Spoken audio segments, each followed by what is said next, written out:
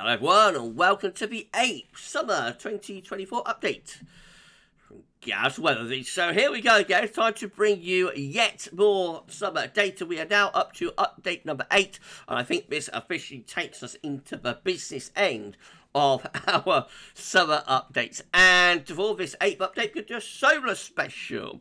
So all of the years on this update have been picked out by our good friend Terry Scholey, the guiding hand on the shoulder. So thank you so much to the amazing, the wondrous, the legend. I'm a legend. He's a legend. The legend that is Terry Scholey. Thank you so much, Terry, for picking out all of our years.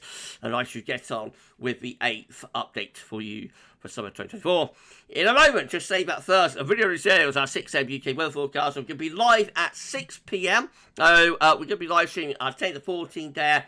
And as it's a sunny live stream, we're going to include some long range in that. And you'll see data from CFSV2. And I think this week, probably the Beijing Climate Centre. So I say, please like, share and subscribe. All that good stuff. Thank you so much for doing that. I hope you're having a lovely Sunday. Thank you so much, Richard, for our amazing summer updates gift number 1. Thank you so much, Rich. Got 2 gifts, both based on Shrine Brewing Photography. So thank you so much to Shrine for supplying our pictures, and thank you so much to Richard Traw for sending or developing those pictures into gifts. Thank you so much to hashtag Team Gav. Wow! I love it. Love it. Right, okay, so let's have a quick look at the solar dish, shall we? This episode of this is looking on our side of this from solarham.net. Very active at the moment. So activity as I'm recording a video on the evening of the 25th of April 2024 at moderate levels and expected to stay at moderate levels for the next 3 days.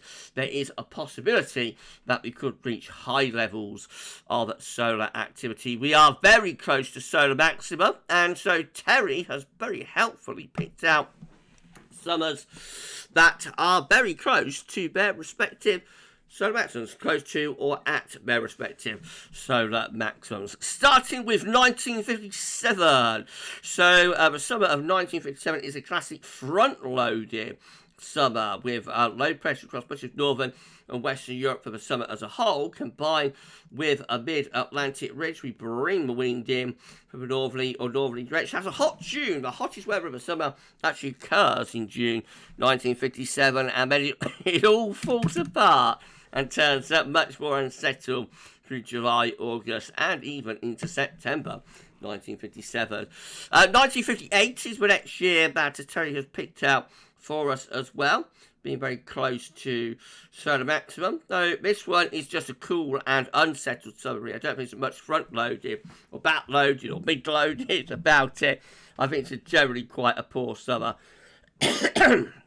So sorry everybody, put your teeth in, Gav. It even has a northern blocking signal up towards Greenland. So a very cool and unsettled summer for that. When we go on to the next solar cycle, and the next summer is going to be 1967. And this one, kind of a nondescript summer, really. No, most of the summers in 1960s are really bad. I don't think this one is that bad, but it's not great either. You know, just rather nondescript, sort of average type summer. It's a summer of love, of course.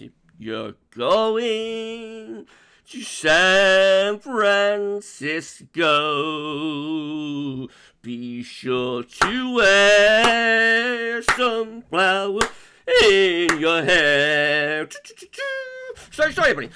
Yes, no, it is the summer of 1967, the summer of love, and it's a bit nondescript. The next summer is 1968. This is an unusual summer in that it's drier in the north and wetter in the south. So higher pressure sitting between Scotland and Iceland, low pressure across much of the continent. Very easterly summer as well, this one. And it's not a bad summer, I don't think, actually, for Scotland, but England has a very different view of the summer of 1968 as a rather cool and wet summer. Overall, it's not great. And then go on to the next cycle. This one takes us to 1978. So this is cool and very unsettled summer with high pressure out in the Atlantic and to the northwest. As the low pressure is to the east, and winds generally coming in from that northerly or northeasterly direction. So just a cool, unsettled summer, really, in 1978. Not very good at all. And then we've got 1979, which again, quite a mixed summer. Not quite as bad as 1978, but even so, you know, pretty poor. High pressure displays away from us, winds in from off the Atlantic. There are a few drier, warmer days, but overall, that's another really quite poor summer as well. We've got 1988. This includes, going on to the next cycle, of course, this includes one of the worst Julys of the 20th century. A very cool and very wet July that we have in 1988. The rest of the summer is pretty poor as well, so just generally unsettled and quite a cool summer for 1988. Now, this is our first, what you would classify as a decent summer, I think. This is 1989 with high pressure very close to the country, low pressure is way to the north. This is a proper extended hot, dry, or very warm, dry summer. So it gets going in the spring. Has a cold April, it has to be said, with some late season snowfalls and night frost, but May is much warmer, much drier, and so the summer starts in May and it's still going on in September and even into early October 1989 as well. So one of those years, like 1959, 2003, etc., that 2022 probably, that starts in the spring and carries on into the autumn as well. But the peak of the summer is July, when we have an 18 Celsius CT month. August is a little bit more mixed though, has to be said. Going to the next cycle, it's 2000. So this is a warm, unsettled summer. Quite wet summer. It has high pressure out to the west, plenty of low pressure to our south of the east. Quite a humid summer, plenty of rain, plenty of showers, quite a few thunderstorms and whatnot coming and going as well. It has quite a coolish and unsettled July. I think most of any warmer weather, from memory, I think it is like in June and August, but even then it's only like brief sort of hot plumes and then very quickly breaking down into showers, storms and longer spells of rain. Of course, it's setting up what will become a phenomenally wet autumn for the autumn of 2000. And then we've got 2001 as the next summer that Terry has picked out for us. This one is another warm, wet, unsettled summer. Low pressure to the north, not much in the way of high pressure. So there are regular intervals of fine, warm, at times quite hot weather, interspersed between prolonged periods of unsettled conditions. There are thunderstorms, there's showers, there's longer spells of rain, but sort of regular 1-2 day brief little mini heat waves, and then breaking down into showers and whatnot. 2013 is a very good summer, again peaking in July, so this one with high pressure from the Atlantic into Northern Europe. Starts pretty cool in June. There's a long run of below average temperatures, of course, from January right way through to June 2013. Peaking in March, which is extraordinarily cold. Not really relevant to this, though. But it all flips around in July, turns very much hotter, and we have a hot July with an 18 Celsius CT.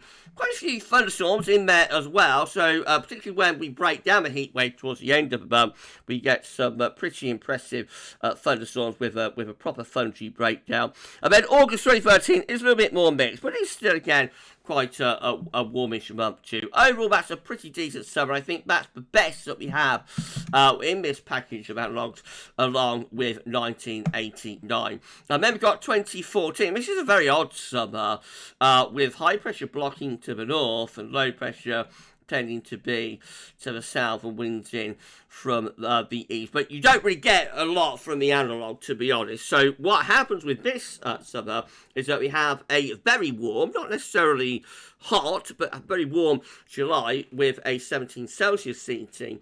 And then we have a really cool and unsettled August. So it's actually August 2014, I think, has the coolest CT since 1993. And I don't think we've had a cooler August than 2014 since. So a very warm July, very cool August, rather bizarre, topsy-turvy summer as our last summer. Right, so let's put all that together. This is how all Junes combined are looking for our solar cycle matches. And we see an anticyclonic signal actually to start us off, so suggesting higher pressure likely at times in June. Plenty of low pressure over the continent though. That could threaten rain, particularly to the south, and maybe thunder, thundery breakdowns at times. But, you know, let's not be too pessimistic. Quite a bit of high pressure there for the all Junes combined. All Julys combined sort of moves the high pressure out to the west a little bit. Gets the trough perhaps a little bit closer to the south and the east. So possibly implying that we just start turning a little bit more unsettled there, maybe, into the Julys. And probably a bit cooler as well, that high pressure out to the west. But look what happens in the August. Oh dear, this is how all August combined are looking.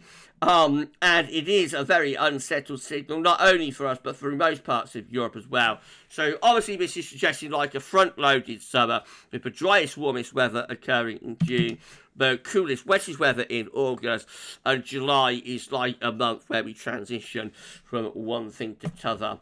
And so this is how all summers combined are looking finally for our solar cycle matches, and it is an unsettled summer overall with lower pressure across much of Europe. Higher pressure is in the Atlantic. It probably doesn't tell you that much really about about the overall trend, because each month, June and July and August, are very individual and very unique. So the overall all summers combined probably doesn't tell you that much, but a front-loaded summer fade, but warmest and driest in June, and then most unsettled in August, with July transitional.